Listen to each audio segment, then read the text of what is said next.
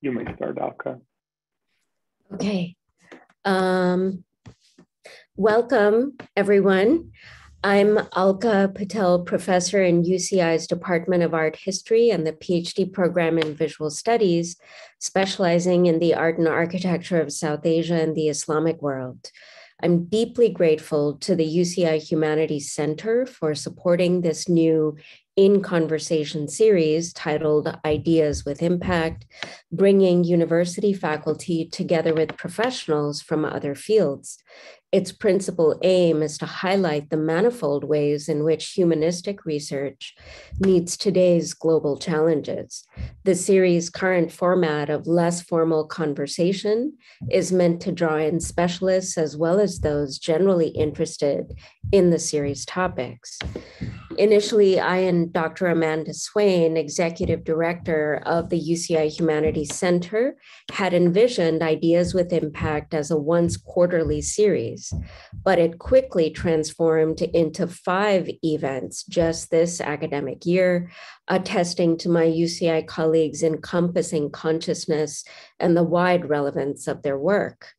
This is the second in our series, and I will introduce the event participants. First is George Hoare, a writer and broadcaster based in London, where he works for a mental health NGO. He, along with Philip Cunliffe and Alex Hochuli, host BungaCast. His books include An Introduction to Antonio Gramsci, published with Nathan Sperber by Bloomsbury in 2016. Alex Hochuli is also a co-host of BungaCast, translator, journalist, and media consultant. He is a regular contributor to Damage Magazine and Jacobin, and is co-author of The End of History, Politics in the 21st Century, along with George Hoare and Philip Cunliffe. And finally, our very own Professor Catherine Liu is Professor of Film and Media Studies at UC Irvine. Most recently, she has authored Virtue Hoarders, The Case Against the Professional Managerial Class, which is the main point of discussion or the starting point today. She is also at work on a book on the theoretical historical configuration of trauma and the public sphere in the post-1968 world. So welcome, everyone. We're very eager to start the event. Thank you, Alka, and thanks to the Humanities Center and Amanda and Saeed for making this possible. This is a great occasion for us to have George and Alex and me in conversation. I want to put a plug out for their podcast, BungaCast. They've been doing it for like 3 or 4 years now. They're one of the most successful political podcasts around right now. They cover global history, global politics. Much of the material comes out of their own discontent with political science as a discipline and their own experiences in departments of political science, international relations, and political philosophy. So one of the things that first got us together was that I think George and Philip and Alex had read my book, American Idol, Academic Anti-Elitism as Cultural Critique. And it turns out that we're all really interested in populism. We were really interested in the way in which liberalism was demonizing populism through the noughts into the 2010s. And I've been interested really in this kind of like anti-intellectual cultural studies populism that has sort of implanted itself in academia as a kind of, I would say, pseudo-left. The End of History, their book, is sort of a culmination of a lot of stuff that they've been doing on the podcast. I think academics, I don't know what they're thinking about podcasts. I'm sort of deeply involved in left media right now, left podcasts. I think right now there's a kind of ecology of podcasts that sort of infotainment, and some of them are very, very well produced. But BungaCast is one of a number of left podcasts I would say provides a para-academic, para-theoretical place where you can really do kind of deep dive into geopolitical issues. And one of the things that they are doing in the podcast, well, as they used to be called Aufhei Bunga Bunga, because they were interested in Berlusconi and Hegel. Please correct me, guys, if I'm wrong and mischaracterizing you. I know we're supposed to be in conversation, so No, if you're just like, oh my God, Catherine, that is just completely ridiculous. No, so just I just want to put that out there. No, that's right. Berlusconi and Hegel. It might be a little bit opaque, but that's basically the story. Yeah. Yeah, like how can we have, and they're doing the thing that like no one wants to do in a lot of history departments and academic departments now, like look at a total picture. What is the direction that we're going in? What are some indicators that the end of history, which was announced by Fukuyama, is over and we're in another phase? Because they're really good readers of Fukuyama. So I'm not going to summarize them anymore. If you guys have questions and you're not familiar with BungaCast, just think about like Napoleon at Jena and Berlusconi in a bunga party. And then like those two images will create a sublation of an Aufhebung, and you'll have an insight into what they're doing. So I was really, when I read the book, when it first came out, I was really interested. I was starting to work on trauma, and I was really interested in how they're describing this historical moment, like the 90s, really, like the 90s. And when everyone's declaring that the great struggles are over, Fukuyama especially, like socialism is dead.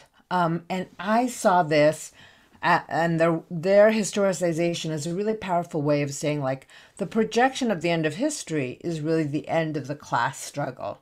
And for me, what the professional managerial class wanted, it was like their fantasy, but there was some evidence that the history had ended. And Fukuyama is like perfect avatar of professional managerial class values. He's both a professor, he works in, think tanks, he's been educated at all the most prestigious places. And he's sad about the end of history. This is also what is important to understand. It's not like, oh my God, he's like, yay, the history's ended. He's kind of like, oh, the great struggles are over. Not class struggle for him, but ideological struggles. And we're in the state where he feels like, what are going to be the great narratives of human history? Are we headed in a direction that we can identify as sort of universal? All those things academics are like, no, we can't. But I think despite this, Hegel might have said, the universal direction of history is for greater human emancipation. That was evidence of this in 1800, evidence that moved out of the French Revolution, greater human freedom for all human beings, and higher exercise and institutionalization of reason as a way of governing human societies. And I would say like liberalism actually functions as a part of all of that, trajectory. But liberalism doesn't, in our time, is not so focused on freedom anymore. Liberalism wants the abolition of a very depoliticized notion of cruelty and the universalization of an idea of safety as, its ideals, right? We want to be safe from the coronavirus. We want to be safe from terrorists. We want to promote human rights as a universal principle. So I was really interested in how trauma studies fits into all of this. But I feel like I'm giving a lecture already. So I think I'm going to stop there for now, and maybe we can have more of a conversation. I was really interested in how trauma studies, as it arises in the 1990s, is definitely partaking of an end of history moment. Do you guys mind if I get really professorial and share a slide of Kathy Caruth's book on trauma studies that was promoted at the end, that came out in the mid 1990s. I would say like peak end of history. And I think it's kind of an astonishing document to what academics and what liberals thought of history. And there are a lot of circumstances that are, that background circumstances about how deconstruction had been associated with Paul de Man's Nazi collaboration. And so trauma studies, and Kathy Caruth is a really faithful student of de Man's, really wanted to create this kind of new ethics by which we would look at the historical and think of it in this think of trauma as this object that the academic, the deconstructive academic, the liberal academic, they wouldn't want to think of themselves as liberals because they thought of themselves as above politics, but how we are going to look at these theoretically informed, deconstructive academics in the late 80s, early 90s are going to look at history, because deconstruction has been blamed for being non-historical. So, okay, I'm going to share my screen. Here we go. So this is a page from how what she's going to talk about in terms of trauma studies. The experience of this, catastrophic experience produces post-traumatic stress syndrome. But I will start reading from here. I would propose that it is here, in the equally widespread and bewildering encounter with trauma, both in its occurrence and in the attempt to understand it, that we can begin to recognize the possibility of a history that is no longer straightforwardly referential. I mean, that's very deconstructive, right? But we want to talk about the possibility of a history that is no longer based on simple models of experience and reference, because that's for dummy heads. History based on experience and reference to like empirical reality, that's really silly. That's really stupid for trauma studies and for the deconstructive theorists. Through the notion of trauma, I will argue that we can understand that a rethinking of reference is aimed not at eliminating history, but at resituating it in our understanding, that is, at precisely permitting history to arise where immediate understanding may not.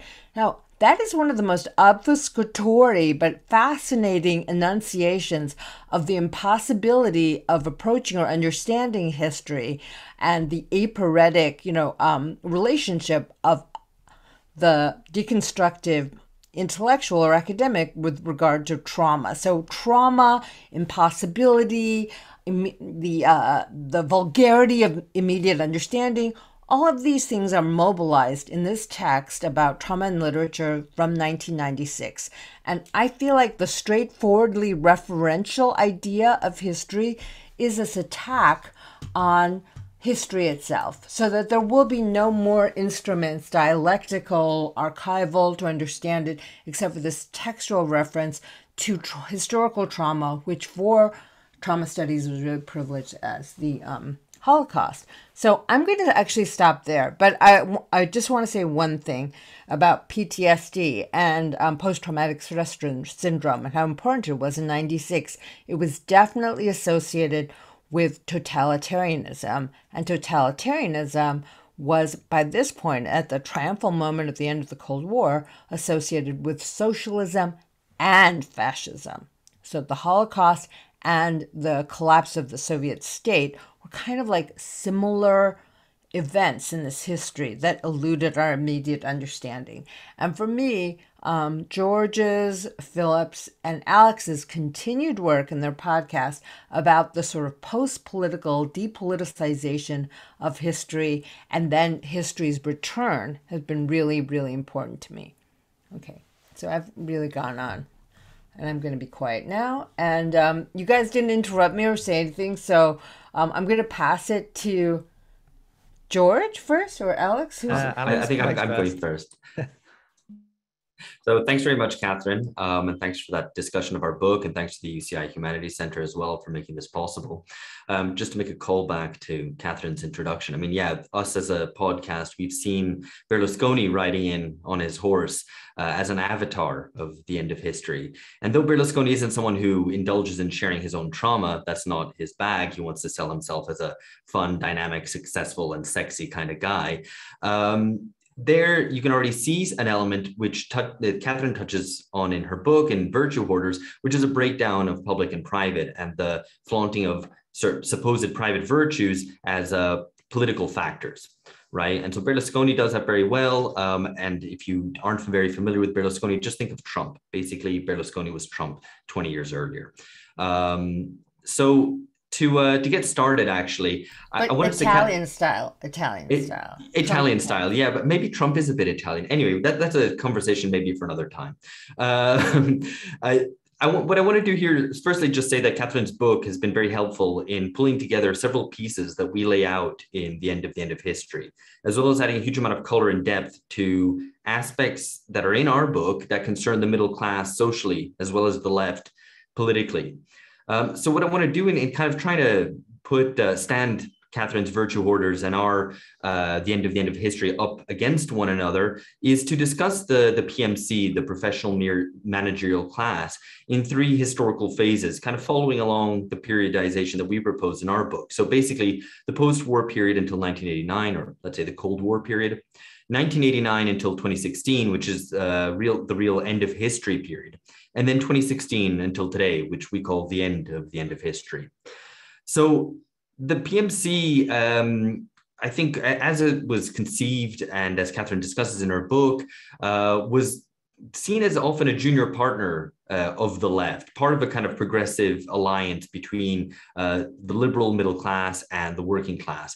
But the PMC, at least until the 1960s, was very much the junior partner. What Catherine's book describes, and this kind of right at the beginning of the book, I think it's on page 1, is that since the 1960s, the PMC has sought to set itself apart, no longer following the lead of the working class, but kind of setting itself apart, seeing itself as a paragon of virtue. And it often does this against the working class. Basically, the failure of the 1960s revolt and the shadow that cast over the 70s and 80s led a lot of left-leaning middle class people to think that the workers had failed them. And so they went off in search of new subjects of history, right? So this could be ethnic and sexual minorities within society, or even kind of lumpen proletarians or criminal underclass, or indeed off in the third world, and to see kind of anti-colonial revolts, you're breaking up. Post-colonial struggles as the new subjects of. Am I okay now? Can you hear me all right? Am I still breaking up? Now you're okay. I just wanted to, Amanda asked that maybe we should spell out professional managerial class more, but that's fine. Okay. I mean, do you want to go ahead and do that as it's your bag, and then I'll carry on? The professional managerial class, a term defined in 1977 by John and Barbara Ehrenreich, are people who are educated and credentialed, who dominate the liberal professions. Okay. There we go. And so what's interesting, I mean, I'm trying to maybe look at how the professional managerial class has changed or, has reoriented over recent history. So as I was saying, the PMC starts to see itself particularly as a cultural vanguard, not sexist and racist like the masses, that it has better habits and mores, that it believes maybe even in edgy transgression rather than normie morality, which is something that Catherine discusses in the book in reference to Angela Nagle's book, Kill All Normies. And in a more political context, you could see its pursuit of a certain sort of radicalism as always pursued against the masses. So, Hillary Clinton, who Catherine holds up as the arch professional managerial class, or an avatar of the professional managerial class, she denounced a large section of the masses as deplorables. The PMC in this phase in history is always in search of new frontiers for equality, especially if it antagonizes the masses.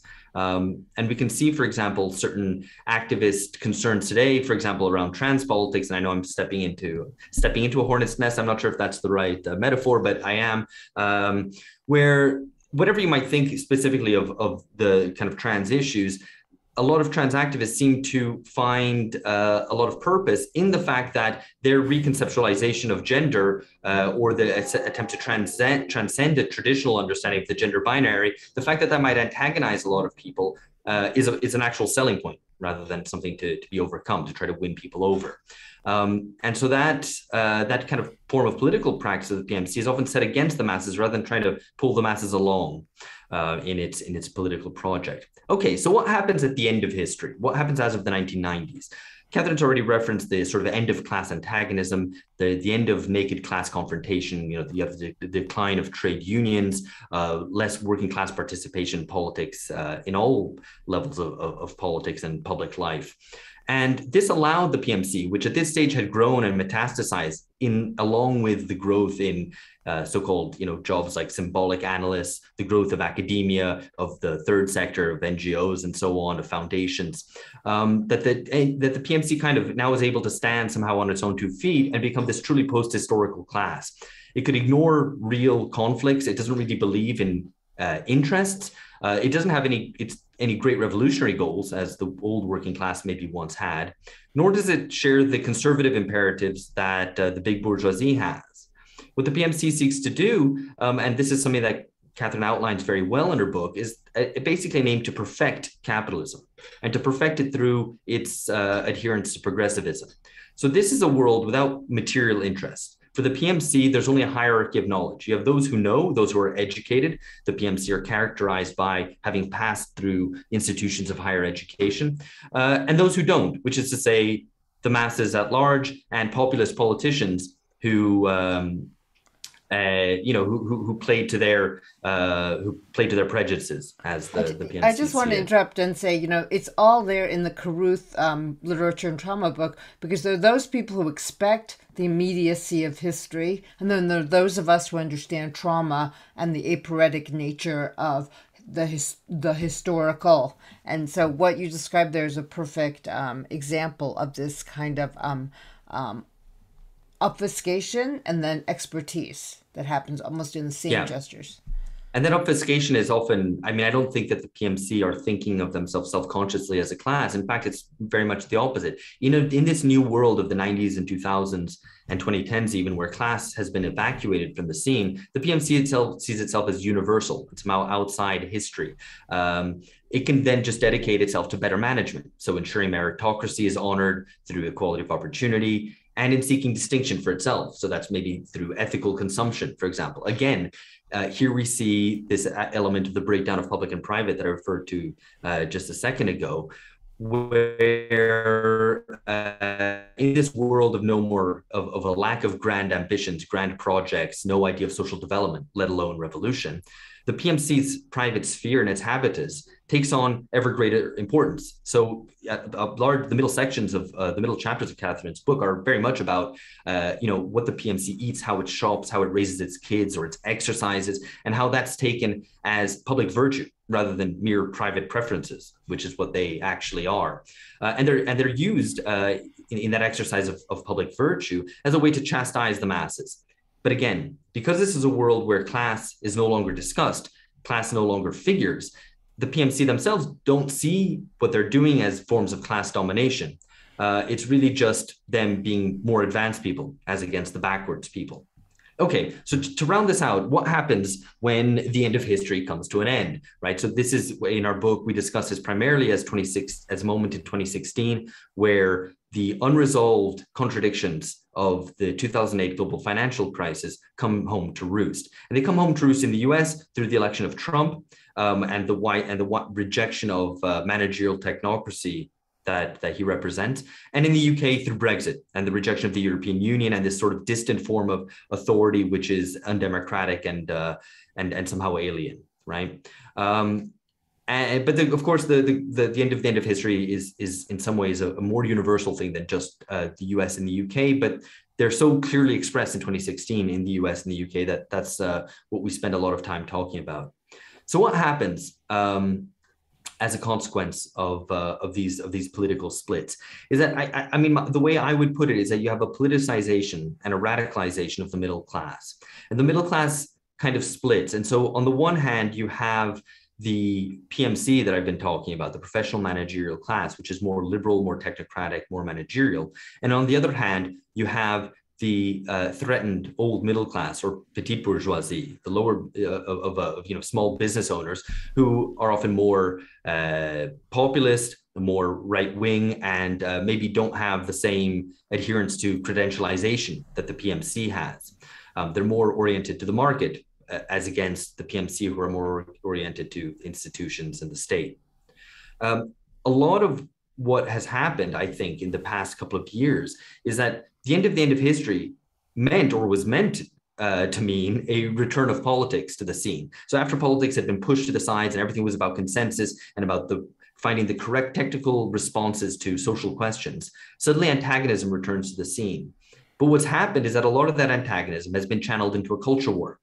And that culture war, I think fundamentally, is a face-off between two faces of the middle class, between the PMC and between the petty bourgeoisie. And I think there's a really telling line in Catherine's book, which I want to just read out, which is that conservatives, which includes, kind of Fox News or right populists, Trump, etc., conservatives need a functioning and powerful PMC cadre to serve as punching bags for their politics of popular resentment. So here you have it laid out that that these two sides are in effect symbiotic, that the right populist politics needs the PMC, and it needs it, I think, to conceal its own absence of vision and lack of solutions. And the same applies vice versa. The liberal PMC needs this specter of both conservative elites in alliance with supposedly retrograde masses who are prone to demagoguery as a way to advance and to continue on its project of appearing progressive, of presenting as enlightened and progressive and more advanced than the masses, which it kind of seeks to leave behind or at best to educate into being better citizens. So I think here we can ask a question. And maybe being a bit provocative here, but which might get us to the nub of what the PMC actually represents today. The kind of right populists who channel all this resentment about, kind of diminished horizons, about the condescension of the PMC, and fundamentally about declining living standards towards, the kind of expert class, the managers, the PMC as a whole. And in channeling that anger against them and channeling that resentment, what it, I guess, is putting on the table, or what it's proposing, is a world without the PMC, or at least a world where the PMC has been neutered and has lost the cultural authority that it currently has. In effect, stop the PMC from hoarding virtue. What is this image? What is this world that's being sold by the right populists? And I think it's really just in some ways the status quo ante. That world would be a world of a more disorganized capitalism. So you wouldn't have the PMC ensuring proper procedures are followed, the independence of institutions, that risk assessments are properly followed out, and that things are properly credentialized in the way they were. And you also wouldn't have the PMC ensuring a very minimum equality of opportunity. Now, what is this minimal equality of opportunity that the PMC propose? It's to make sure effectively that class domination remains colorblind, right? So you can't have any racial, sexual, gender advantages in life, right? But of course, you can have the blunt force of economic inequality fundamentally shaping life forever and forever. But it cannot have any class, it cannot have any racial or gender aspects to it, right? So just pure economic inequality. What is this vision of a world without the PMC that's proposed? This is a less organized capitalism, as I said, but it's also maybe a more vulnerable capitalism, one that's more vulnerable to overthrow. And so there we get back to what the PMC was defined as by Barbara and John Ehrenreich back in the 70s, which its role is fundamentally to reproduce capitalist culture. And so here, I think in this light, we can maybe see the PMC as a way of smoothing over the harsh aspects of capitalism. So what are we to conclude? The PMC then is not just the post-historical class par excellence, but is also perhaps an anti-revolutionary class. Yeah, I would agree. Okay, there are some questions, but I think I'm going to save them and have George go next, and then hopefully we'll have some. I have some questions that I want to raise. I want to talk about an acronym that these guys came up with, neoliberal breakdown disorder syndrome, NOBS, because we just love acronyms. NOBS, PMC. What else got? Oh, yeah. what else can we do? PTSD. I want to talk about NOBS being the PTSD of the PMC. But I think that there's a lot of 3 and 4 letter acronyms there, but that's actually what I was going to talk about a little bit anyway. So hopefully I might try and cover that. But yeah, just to say thank you to Catherine for inviting us, and to Alka Matter Inside for making this happen.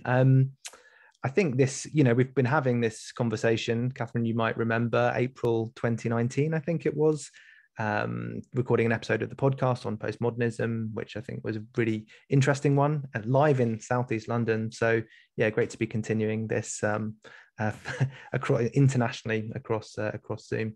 So I think it was my suggestion, the title of this kind of discussion, the New Class Analysis Perspectives from the Academy and Beyond. And so that's, you might say, quite a classically academic style title, anodyne, maybe not, but it's probably incumbent on me a little bit then to say what I was trying to get at, and why I think this captures some of the interesting things in our book, and certainly in Catherine's. So I think there has been in the last few years, and probably as a result of some of the things that Alex and Catherine have already talked about in terms of global politics, I would say a renewed importance of class-based analyses of politics. It's kind of strange to say that these would have come back on the left, because you might say that they should never really have gone away. But you do see now, and maybe across the whole political spectrum, a lot of people talking about a kind of many potentially different names for this same group. So the PMC, Michael Lind talks about the managerial overclass. Joel Kotkin talks about the clerisy. There's certainly I think a recognition that there is a role, an increased role, an importance of the middle class. Piketty calls them Piketty calls them a managerial elite too, global managerial elite. So that's important. There's clearly something going on with the managers of the world, whether they're uniting or not. But what I think is particularly great about Catherine's book is that it's an analysis of how this class experiences the world, the professional managerial class. And in academies, you might call this their habitus, but it's certainly their cultural and moral world. The way that particularly these highly educated Americans, maybe some of whom resident in the great state of California, how they are living, raising their children. I think it definitely, I should also say, it resonated with me and my own kind of experience of the world as probably a member of this class. But I think as Alex had already sort of said, we in our book we approach this from a slightly different angle and try to look at the specific response of this class to what I think Catherine correctly framed as a traumatic event. So particularly Brexit in the British context and Trump in the American context. How was it that this group of people class of people who have a particular authority, a moral, political, cultural authority, how did they respond to these two kind of signal events, which essentially show maybe that authority is not absolute, that people may not listen to their expert advice. So yeah, and we talk about this in terms of neoliberal order breakdown syndrome, or NOBS, and it's essentially the response of this group who are not able to explain, to respond, to understand what's happened in 2016 in these two events. So I think the reason why I think this idea of new class analysis is so important, or why I would just kind of bring it back a little bit, not to get in too much into the definitions of classes, but I think there's a kind of a big thesis here, which I think is definitely worth us talking about a little bit, which is essentially that the defeat of the organized working class, particularly, well, certainly across the West in the 80s and 90s, this deprives capitalism, deprives the capitalist class, the bourgeoisie, of their dynamism. So if you have this situation where these two kind of main classes in society have lost the historic kind of dynamism that class struggle gives them, this potentially leaves the historical scene open for an increased importance of the PMC, of the middle class. And so, yeah, I think that's probably a more or less shared common starting point that we have. And I think one of the reasons why I enjoyed, and I think I've read it. We had an episode on this on the podcast, read it then, reread it. Now, I think the thing that really makes me think about Catherine's book, or Catherine's work more generally, is how, so virtue hoarders, this is what Catherine explains that this group do, but how do they turn this virtue, this kind of like moral superiority, into material gains? How do you make virtue pay? I think this is the $64,000 question, if you will. How do you move from the kind of the culture wars to the material basis? Like who wins, who loses? How do you, if you hoard this virtue, it's great to be virtuous, sure, but how do you get something out of it? And I think the big question that could potentially be a crucial one for politics in the coming few years across Western societies. And just a couple more quick reflections, because I can see the questions stack up, and it'd be great to get kind of back to roundtable discussion. In terms of the British context, this point about the split within the PMC that Alex talked about a little bit, I think it is quite clear that you have, certainly within the British PMC, this upper group who are in professions fairly economically stable, and then a lower group who are much more downwardly mobile. You could sort of say that the upper group are Liberal Democrats politically, the lower group Corbynites. The upper groups work in profession, the lower groups work for an NGO, say, and this lower group who can't get themselves onto the property ladder, who this is really what powered left populism. And I think this, as the left populists, so the Corbynite, the Sanders project, is very much in remission, or in it's probably just completely over now, you would say. Where does this group go? And I mean, my hypothesis would be that they will probably need to differentiate themselves from the working class to whom they are at risk of falling into. In the 2010s in Britain, you had this discourse around chavs, which might not be familiar to kind of to people watching or listening along. And this was essentially a construction of the white, specifically British working class, as racist, as xenophobic, as stupid, Burberry wearing idiots, essentially. Will this come back? Quite possibly. Has it already come back, but under different branding? Maybe. Is that same split replicated across different national contexts? That's another question.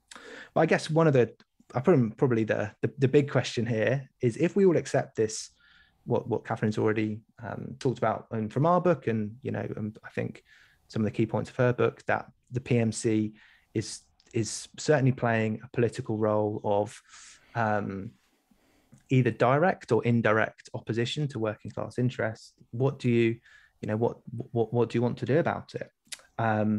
There's some interesting international kind of comparisons here. Maybe there's in the Swedish case, there's kind of beginnings of a move against what's called in that context the transferiat, so another name for this kind of intermediate class. And so this is the idea that if you have this group of people who have this shared material interest, and it's not the same material interest as a bigger group, then mobilize that bigger group and take the state transfers away from this political group. So, I mean, I think that's always obviously the question: what are you going to do about it? And I think this is one of the questions which has come through in the chat. That's right. So why don't we take Alka's question first, and then we can go through.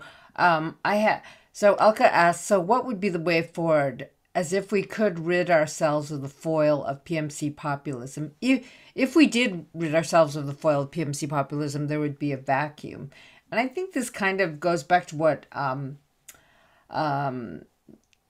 Alex was describing is that if the right wins in, electorally in our sort of really, really damaged liberal societies, what you would have is not necessarily a vacuum. You would have chaos, raw economic exploitation. You'd have massive deregulation and that rawness, Alex is saying, is like that could actually lead towards like greater political change and confrontation. And I want to just say that when Trump was president, and I'm not nostalgic for him, except I am nostalgic for his tweets, there was a kind of anti-normativity. The PMC's power was shaken, deeply, deeply shaken, as with Brexit as well. And for me, as someone very far on the left, I thought that was more exciting, more possible, that there could actually be coalitions made. Our confidence in ourselves are shaken, and that, the centrist line, the centrist technocratic depoliticizing line of HRC and the mainstream Democrats, as well as, the Blairite Labour Party in Britain were shaken by Trump and Brexit. And I felt like, wow, there's a possibility for real economic, political change here. There's a new politics. And now we've gone back into slumberland with Joe Biden. Everyone's like telling us to shut up, be quiet. This is normal. This is how all the experts are in charge. No worries. And we're back into that kind of political stasis that actually the end of history describes so well. And so we're caught, I think, in this infernal cycle between when a right-wing populist rejection of PMC values creates actually an opening for the left, Corbyn and Sanders to begin, and then the sort of centrist liberal rise to power. I don't know what you would call Boris Johnson, but certainly Joe Biden is actually much more disciplinary of the left and the far and socialists than I would say like anything else than the right wing electoral victories. The other thing I wanted to say was. Okay, I forgot what I was going to say. Okay, Alex, do you want to respond to that? Yeah, I just wanted to, yeah. What would be if we got rid of the PMC populist antagonism? What would be next? What would be the?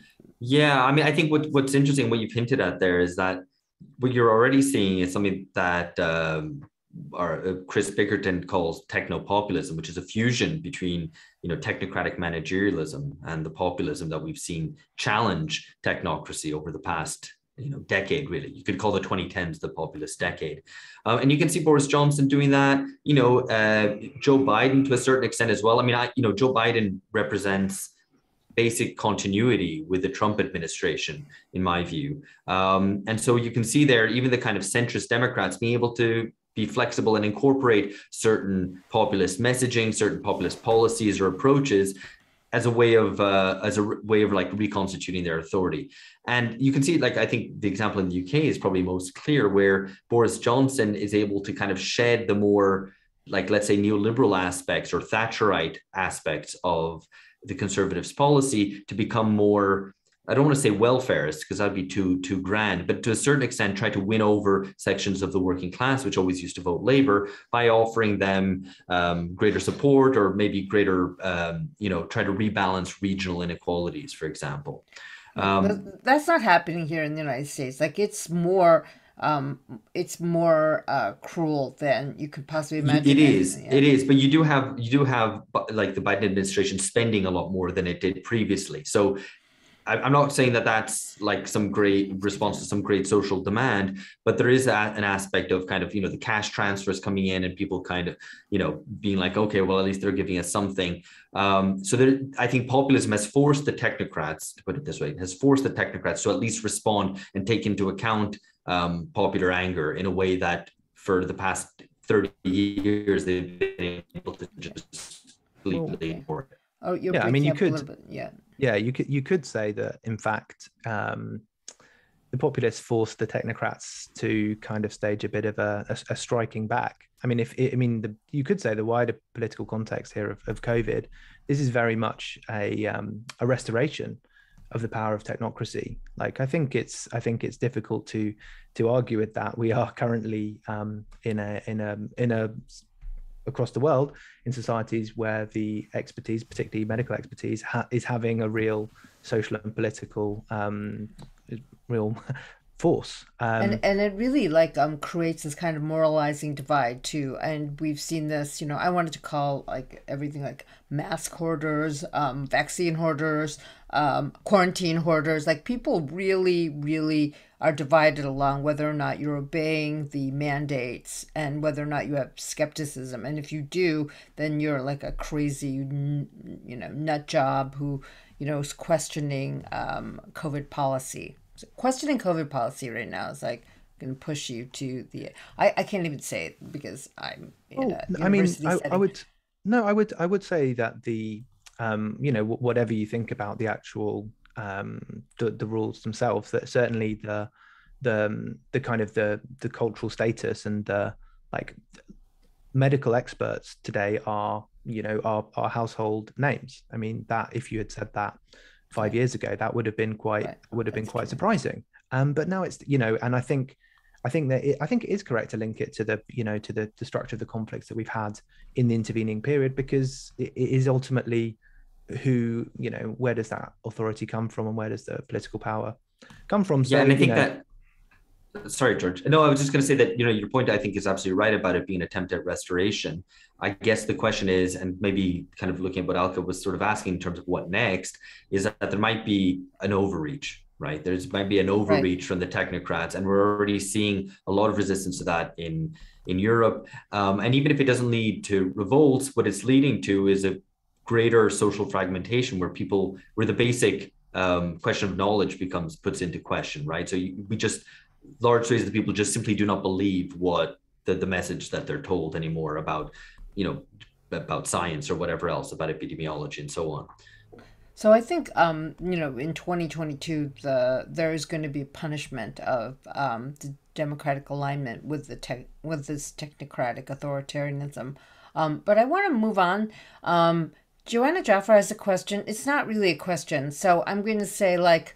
I'm not. We're not going to try to answer this question, Johanna. There are people who want to be private about their traumas, and they have to advertise their privacy online or something like that. And it's. So do you mind if I just not please. Directly on this, but just jump in, because I mean, a lot of your initial comments were on trauma, and Thanks. I did try and pose you this question before we started.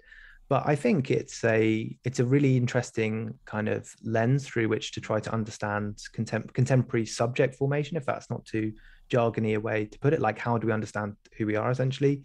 Because you might say previously in the 90s, particularly, you had this ideas of risk, Ulrich Beck's works, insecurity, like that's what the state is there to protect people from risks, from interpersonal risks. And you said about sort of safety and anti-cruelty.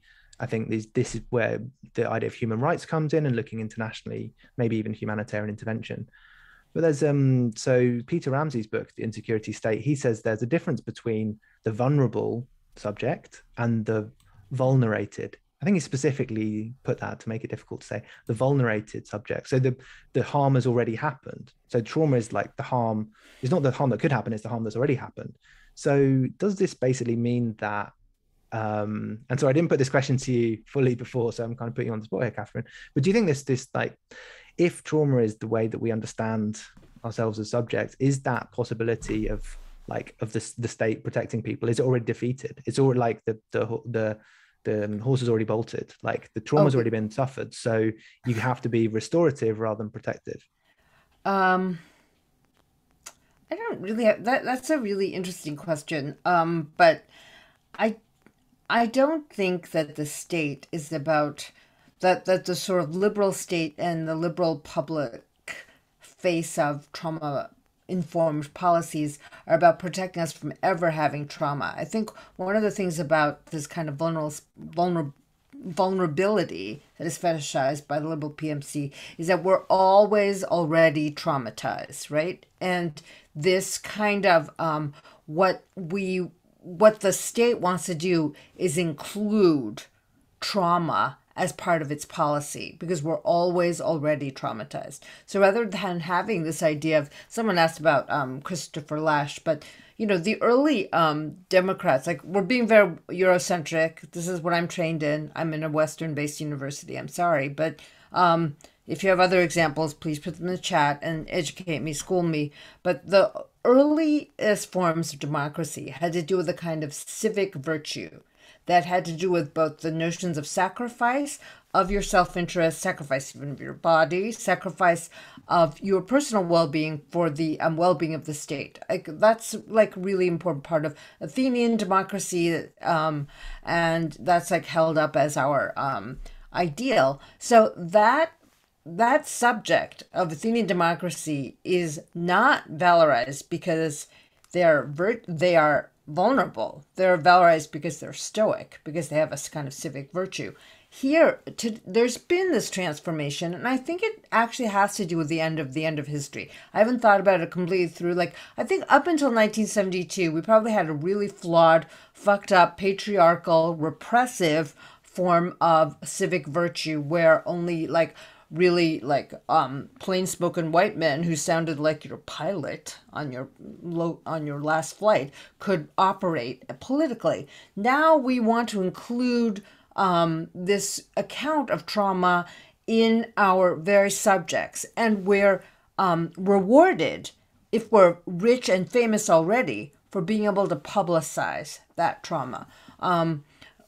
Prince Harry, who I have a soft spot for because he's a ginger, and Oprah have started a new Apple TV series called The Me You Don't See, about famous people telling us about how they've suffered these enormously terrible, terrible personal events. Lady Gaga has been sexually assaulted. She talks about that. Harry, of course, talks about the loss of his mother. Oprah came out as having been a victim of childhood sexual assault, so she can maintain this kind of thing. There is this kind of production of empathy that I think goes back to what Alex was saying about the PMC's willingness to perfect capitalism. Like, look, there's all this cruelty, but let's create this kind of highly, this very popular, easily consumable forms of empathy that are really going to be profitable for Apple and Oprah and Prince Harry. That vulnerability, the staging of that vulnerability, is highly restricted, reified, and it's become content production. We don't really want to hear about the ordinary working class person's vulnerability. No one wants to hear about that. And I think this is part of a shift toward, this is an old discussion, but towards post-material values. And I guess, I just want to say, obviously, that I feel the same as Prince Harry, as someone who suffered the trauma of being ginger. I must be the same as a royal. That's the function of trauma, right? It has this equalizing effect of empathizing with powerful people and so on. But I think that's kind of the question when you transfer these questions over to kind of the realm of the post-material, where trauma is a good example of that, or at least the kind of commodified trauma that Catherine, you describe, where questions of material interest get kind of pushed to the side because everybody has a story of trauma and overcoming that they can use, right? Or that you could try to shape one for yourself. This is absolutely right. The inclusive language of trauma excludes economic trauma. They don't want to hear about you being I'm down to my last 20 and I have to feed my family. But that's I think not that's not on the media you can see. What I was going to say when Alex's point made me think there's also it's kind of obvious that everyone has their own story, and everyone's story being different means that it's of course individualized, and so any structural causes of trauma are obfuscated or individualized and narrativized in such a way that it's not seen to be a social production. It's very individualistic, and it's very and that's part of what gives, I guess, that particular story its authenticity, that it's not like other stories. It's unique particularly to that celebrity. And yet the ways in which the celebrities frame their story tell are enormously similar. I have like video clips of the stuff. I'm not going to show it today right now, but it's like, yes, everyone is different. There's this, talking about, there's this a lot of lip service being paid to like the difference of our stories. And I do believe that everyone has been traumatized, but I don't believe that this kind of PMC modeling of trauma storytelling is a way of getting any kind of healing done individually or collectively or socially. I think it's actually what Alex was saying, more like it's actually a block to creating any of them. I mean, it actually prevents that happening. I guess my question is sort of what's the material aspect of this? And it seems like there's a, if your analysis of the professional managerial class is that it's there's a lot of ambitious individuals, highly credentialized, and fewer, or maybe even the same number of desirable positions in the media, in academia, so on and so forth, then I guess the question becomes the extent to which this is a sort of a tool in the intra PMC competition for places. And I think this is one of the things which the Virtue Hoarders book is really makes you think, is like, okay, so all of this virtue hoarding that's being done is because if you are more virtuous than your PMC competitor, you can kind of elbow them out the way, and you get the whatever it is you're competing for. I mean, yeah. No, I think that's true. There's another term. All right, there's another question here, but I just also wanted to say that with regard to like this reified language of trauma and healing, there's another term that the knobs love is resilience. So they hate fragility. You have to be resilient about trauma. They know how to get it done there. I wanted to talk more about this sort of scapegoating of the working class with regard to this language of tolerance and trauma, but we'll come back to that. So there's another question here. To be provocative, would we say that the PMC has the revolutionary class imperative to pass from a capitalism dominated by the bourgeoisie, the owner class, to a hyper-capitalism of Lenin-type imperialism dominated by the expert coordinator class? Ooh, that's a good question. I think doesn't get the causality backwards. I mean, I think it's an interesting point, but it's the fact that Lenin type imperialism or monopoly capitalism is exactly what produces the PMC, right? It produces this relatively wide section of society. I mean, I say relatively because of course it's not a majority in society, but whatever, maybe in somewhere like the US, maybe 20% of society falls into that. I think 25%. Okay. Yeah, where you're formally a worker, you're employed in a large institution, but you have much greater autonomy than other workers, and often have managerial responsibilities which set you apart from the rest. And then of course, but the whole point about reproducing capitalist culture. And so it's only in a situation of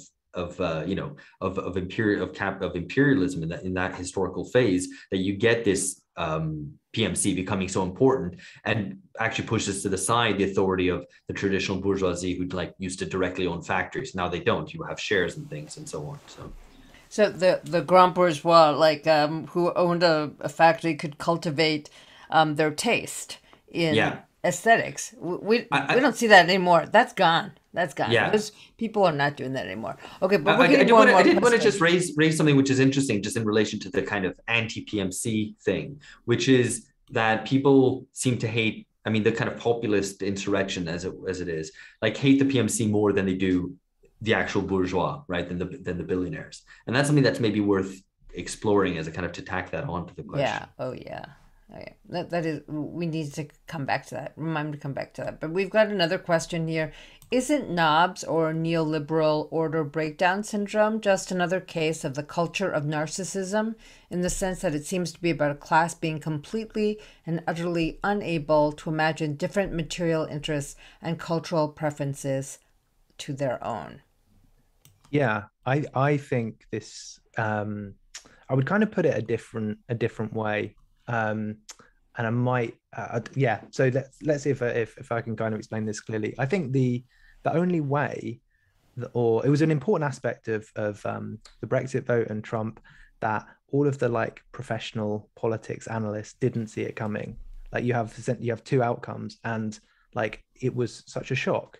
And what explains the kind of incomprehension and the inability to like think, yeah, there could have been there could be two outcomes, one of the two has happened, this is not like some like million to one shot or whatever. And I think the only way that that can be explained is because this class is socially very detached from the nation. Like, I think it has to be put in national terms, and I mean, and that is a sort of narcissism that but I think it has a material cause. There is a real decline of or a real cultural political distance, such that the political elites didn't understand their co-citizens. And I think that's the only thing that I think explains it. That I think that's a really important point, and that has to do with what Alex had talked about a little earlier too, which is this kind of symbolic analyst who lives in this dematerialized world, and one of the material bounds of our existences has to do with both the place in which we are and that place being situated within a nation with an infrastructure, a national interest, etc. And that the PMC is so divorced from that sensibility now. And this goes into the next question, which I thought was really interesting, and I want to answer this question. Thought experiment. What would Hegel make of the PMC? I know he struggled with not being able to see how the poor and rich rabble could be sublated, but if memory serves, he had high hopes for the highly educated. You know, many people say Hegel was a theorist of the national state bureaucracy. Like, he hoped, what his hopes were for Napoleon, we've got to remember this, conquering Europe was creating a rational bureaucracy, standardized economic and political institutions, because if you think of what Napoleon was sweeping through, he was really sweeping through Germany, the states of Germany, the states of what we know today as Italy. And these are some of the most backward, feudal, like court societies who were still nostalgic for like Louis XIV type monarchical rule.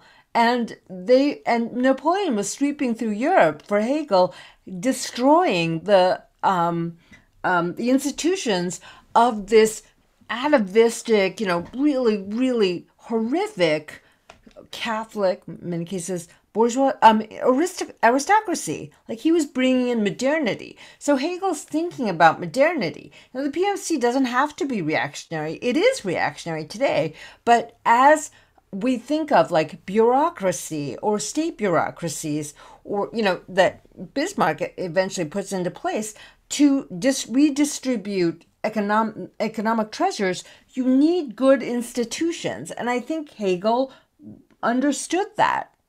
You need disciplined professionals. I am not anti-professional. Like, here's the thing is that I feel like the PMC today has completely reneged on any kind of professional standard. So, Alex, when you were drawing the line between like this, highly regulated PMC, liberal triumph, and then this chaotic, Mad Max, like right-wing populist state, I feel like we have the worst of all worlds. We have this like right-wing Mad Max, regulatory capture state where, big pharma funds Fauci and funds the CDC, and we have like this sclerotic, expertise, technocratic rule as well. But the thing is, it's like within the core of every single institution right now involved with the professional managerial class, and you guys talk about this too, there's a naturalized like complicity between capital and these institutions which should have been shielding us from the market. And you can call that corruption, or you can call that the reality of our, post-neoliberal age, which is basically like gangster capitalism married to a very, very, very out of touch upper nether region professional managerial class, with like lots of people at the bottom scrabbling to get into that out of touch world because everyone wants to be that out of touch. Yeah, I mean, and you could ask the question, like, does that professionalized bureaucracy that Hegel dreamt of, I mean, one, it obviously has accomplished its goal, but, it was an agent of modernization, along with the army, actually, in many cases, which itself has its own bureaucracy. But leaving that on side, if it's achieved its goal, we should ask, is the professional bureaucracy, effectively the PMC, is it an agent of modernization today? And probably not. I mean, I think it's trying to squeeze out the last possibilities for modernization, which is what I referred to at the beginning, which is to create a kind of colorblind class domination, right? This kind of perfect capitalism where you can't have any like basically it's not going to be white men ruling things. It's going to be truly meritocratic, and you'll just have naked economic domination and exploitation without extra economic elements, right? Okay. That's the last step of modernization that you can pursue, and that's it. It doesn't have any great dreams of social transformation, of even, for example, dealing with climate change through geoengineering or through grand initiatives. No, it wants to kind of recoil from modernity rather than kind of seize its possibilities. And when it sees the aberration like cruelty, a human rights violation, it can only imagine the intervention as being perfectly aligned with American national security agendas. Okay. So Hegel would hate the PMC. That was the answer to the question. Sorry. Oh, so Hegel would love the upright state bureaucrat. But, yeah, maybe. Yeah. Right, but he would hate the PMC. Okay. So Tara continues, like, should we, acknowledge the role that the Democratic Socialists play in this unconscious role in PMC? I'm going to skip that one, Tara. I think you asked a really, really interesting question before, but I'm just going to stay away from criticizing DSA for the moment, and we can talk about this in other venues. Paul O'Neill, do you agree that the trauma sharing is useful because it is seen as the best form of networking? I think there's, in some ways, one of the most like distasteful parts of the like public performance of trauma is that it is that you can see in the attempt that celebrities or others have of trying to kind of produce empathy in you. You can see how this like genuine human experience is being instrumentalized, and that's why I think it's very transparent. So I guess to kind of take Paul O'Neill's question from another angle, it's like, I mean, I guess there must be a way in which this performance of trauma amongst certain groups, not amongst everybody, but amongst like PMC types, perhaps, it is a signal of a kind of shared cultural social identity. So there must be some sort of function there, because I think like not like being open and talking to people and sharing your experiences, that's a good human thing to do, and it just shows how the PMC can ruin everything. The other thing I was going to say was, Jennifer Silva's book about pain in the coal region, former coal mining regions, gives us a really different picture of how these working class former miners think about suffering. Like, their narrative about suffering is not about sharing, overcoming. It's about like enduring pain without necessarily finding a public venue for it. And she does this like, careful sociological analysis series of interviews in a town that she calls Coldbrook. And these working class people have a very different view of what they're going through. And they actually live with physical pain from the mining and a lot of psychological pain. But the instrumentalization of trauma, it has not reached them, So, William Rose, next question. Doesn't the trauma industrial complex transform problems that are rooted in economic precarity into personal problems that we all empathize with, laundering out any political implications? To Catherine's point, this is resilience again, even resilience to making ends meet. So the resilience narrative, when it is lined up with poverty and economic suffering, always has and now I'm better, and now I make more money. And that's like, and the resilience allowed me to get myself in a more economically stable situation. And so after all of this suffering, after all these rejections, from jobs, I finally did this, and this. And the transformation of the personal problem into something we can empathize with is really important. But I want to say something like more provocative than that. I think that the PMC in trauma industrial complex only fetishizes traumas that rich people can also have. That's the only kind of trauma they want to hear. Yeah. So I mean, I like this question. I think there's, that individualization, I think, which I mentioned earlier. I think that is important, because the more personal a problem is, the more atomizing and the more difficult it is to respond to, the more overwhelming it seems. So there's a definite, I was going to say it's depoliticization, but it's not. It's a political strategy, because of course, one of the first stages in, that old socialist project of taking control is being a subject that has the desire to rule collectively. And the more that the problems are seen as individual ones, the more that kind of impotence to change things, because if it's you against the world, that's a pretty long odds. So I think it is, it's not just laundering out the political aspects, but it's actually making people feel more isolated and more atomized. So it has a kind of, I would say, another layer to it as well. But I also think that the PMC producing trauma as content allows people to have a purely voyeuristic relationship to the experience of the other.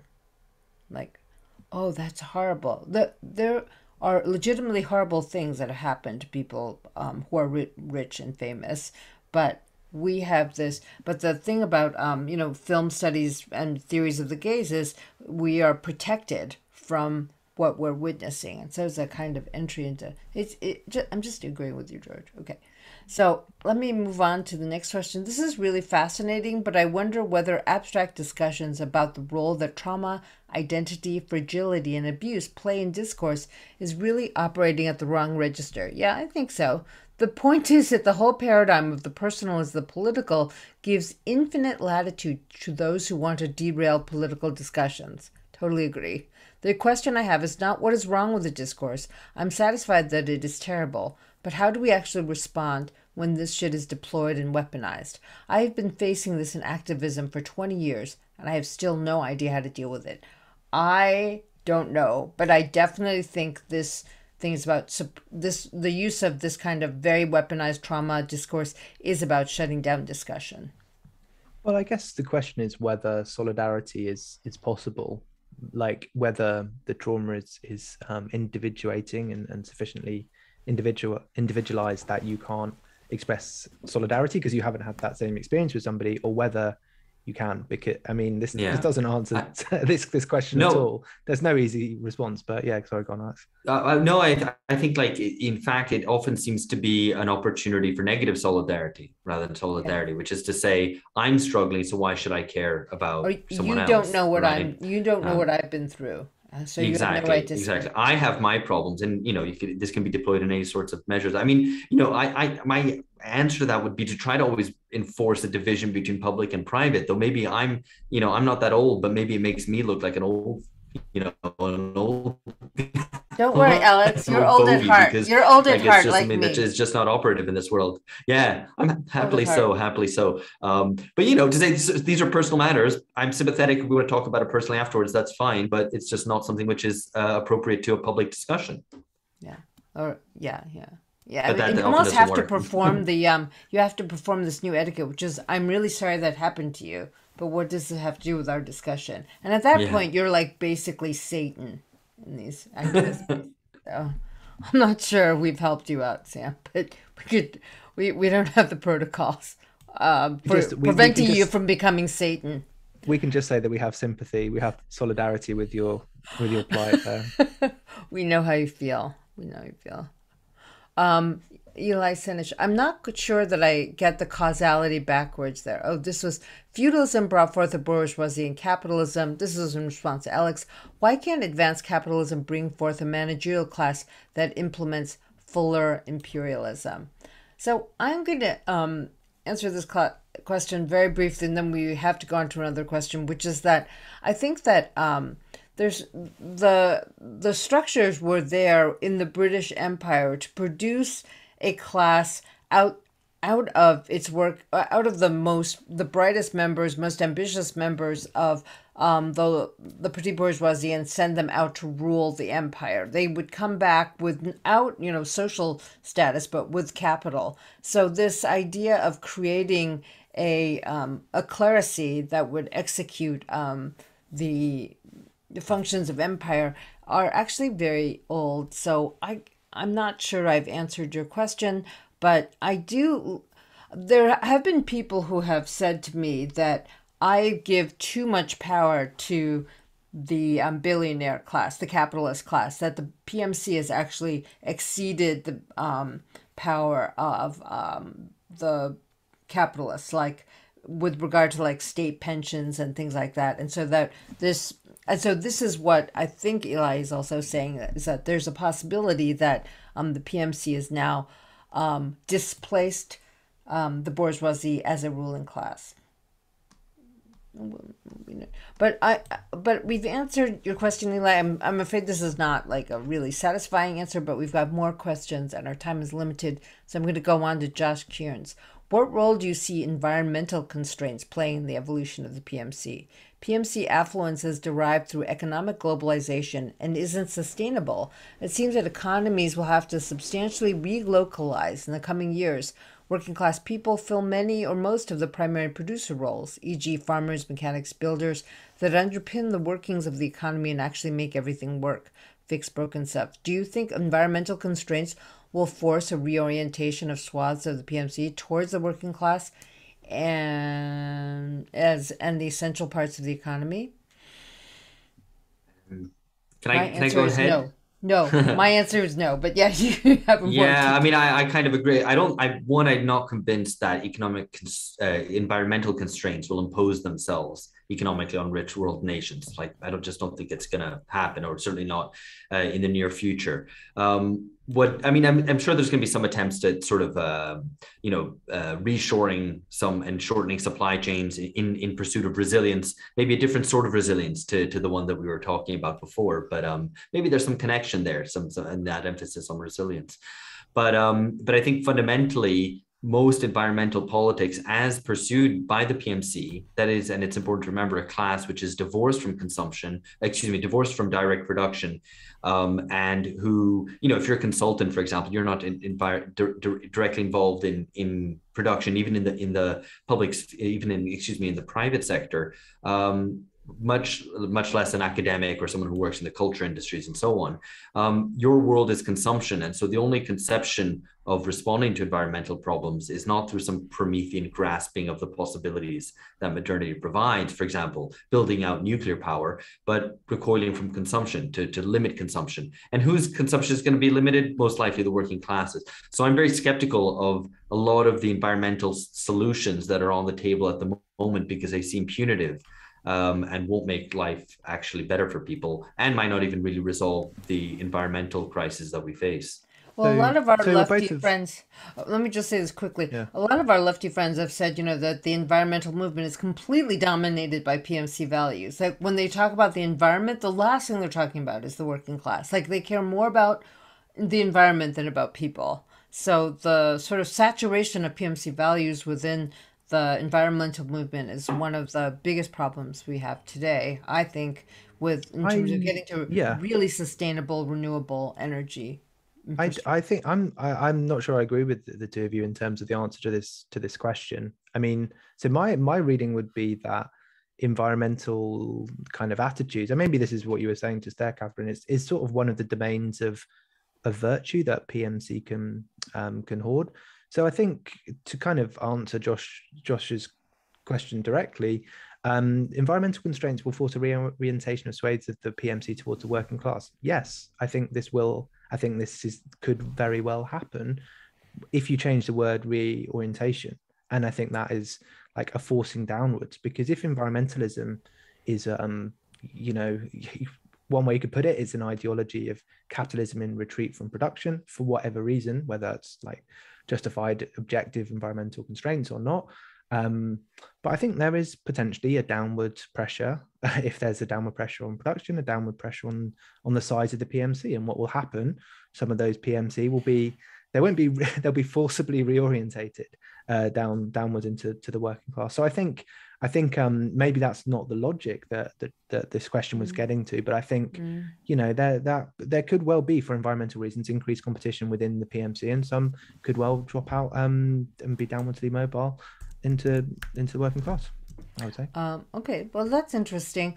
Tara wanted to say, to go back very quickly, I didn't want to avoid the DSA question, the Democratic Socialists of America question. I do feel like that political organization is not a working class centered organization anymore. It is an organization of young, precarious members of college educated people who are aspirational PMC. And one of the things that I didn't want to do was like punch down, because Dave Chappelle told me not to punch down. And I don't, and I think that this aspirational class has assumed the values of the political entity that they want to influence or enter, which is the Democratic Party.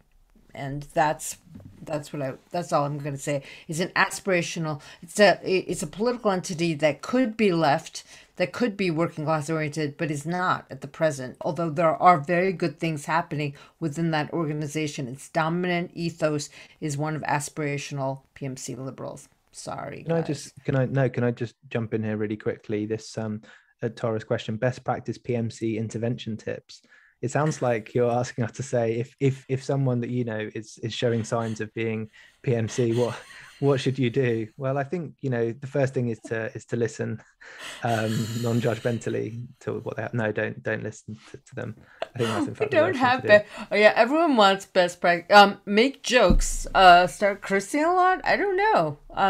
I'm exhausted every day by my PMC rage containment attempts, but I'm just I'm tired. This is what they also like to say on Twitter. I'm tired. I'm so tired. And I don't know what else to say. Okay, Nadja, Navarro's question. Do you see a connection between the replacement of political action by personal consumer choices and the substitution of collective empathy as basis for political action by individual trauma? Is it to immobilize any meaningful action for the masses and an explanation for voter fatigue? Yeah. Yeah. Yes. My answer is yes. Well put. Yeah, I think so. Well put. Yeah. Yeah, it's a good question. Good way of putting that too. Yeah, I mean, I guess the question is there a link between the kind of the ideology of choice and the performance of trauma? I don't know. It's a good question. And it goes back to sort of an old school thing that Alex proposed, which is that it's actually very difficult to have true empathy. And if you have this like constant spread of like private experience and then the expectation of public expressions of empathy, you're diminishing your capacity for private empathy and trivializing someone else's trauma too. And I think this is something that you see today in the resistance to kind of PMC discourse, which is you have to care. You have to care about this. This is this new cause that you have to care about, and it's exhausting. It's exhausting for everyone. And that's why it's so cathartic. The far right and Reddit and all that like trolling stuff on the internet is actually catharsis, because their whole attitude is we don't care. I don't care. Yeah. I don't care. Like, you're doing this, I don't care. And I have a son who's 20 years old who's actually introduced me to like what troll memes are, what troll culture is, and this anti-PMC, directly anti-liberal. And it's like the opposite. So even if we have this like really insane, enforced empathy, we have the emergence of a whole culture that's based on cruelty, sadism, online, low value cruelty, let's say, in troll culture. Okay, this is our last question. My question, Cheryl Hudson, is about what you think will happen now in response to the knobs pushback in the form of COVID regulations and the like. There's a lot of anger and an upsurge in conspiracy theories to explain what is happening, because it is so illogical, and also a massive decline in trust in institutions and leaderships. There's no political vehicle, but there are mass protests. Will it explode? Is it only self-harming? Oh, wow. What a last question. Okay. Good question. Yeah, I mean, it's the big question at the moment, because there does, at least in the, it's very clear in the British context that there's not, there is conspiracy explanations. There's a great deal of just decline. Basically the evacuation of trust in political institutions, but there's no vehicle of representation. There's no alternative project. If to take the British political context, Conservative Party is putting forward this set of regulations. The Labour Party says we just want a more technocratic solution. So there isn't really a political vehicle. So, I mean, it's stasis, inertia is more likely than anything else. But also we've been isolated for almost 18 months. So the antisocial nature of the present seems to be, only exacerbating suspicion without organized political opposition. Okay, guys, I'm sorry we didn't get to, there's some very, very good, there's another good question about Winnicott and resilience, but maybe Sebastian and I could talk about this afterwards. We are at the end of our time. And thank you so much, Catherine, George, and Alex. Our goal with these ideas with impact programs is to bring humanities faculty in conversation. And this was definitely a conversation, not just between the three of you, but with a very participatory audience, and who clearly are thinking about these same issues. And just reading through the questions was a really educational opportunity for me, and very thought-provoking. So we greatly appreciate both the intellectual work that you're doing, but also the ways in which you are thinking through how these intellectual ideas actually play out in the real world, so to speak. So on behalf of our audience, I thank you very much. And on behalf of Alka as well, but Alka can thank you herself since she's here. I just want to make one last plug for the pod before Alka comes on. You can subscribe at all the places you look for your podcast. The Patreon is really great too. It's BungaCast, and they do reading groups. BungaCast does incredible public education in matters and you'll hear a lot of discussions like this. And maybe less censored, because it's podcast and it's the Wild West of broadcast media. But these guys are really doing the Lord's work in the world of left podcasts. Well, Catherine, I thank you sincerely for bringing us all together. And thank you, Alex and George, for joining us from around the globe, it seems like. We really hope you found it to be a beneficial conversation. And just to emphasize, until almost the very end, there were over 50, actually consistently 60 audience members. So obviously this, I think it's a significant number. So it's about these ideas actually opening up conversation. That is the real value and the impact that you're having. So thank you. Yes, we didn't lose the audience halfway through. They stayed. So thank you everyone for coming. And this was live stream on Facebook. Yes, that's, I guess, probably there's a lot to say about that. But the video will be available there, and we'll be putting up the video on our Humane Center YouTube channel, so you can send more people to hear this conversation. So thank you again, everyone. Great. Thanks so much. Thank you. Thanks so much. Cheers. Thanks, everyone. See you all around virtually and in real life.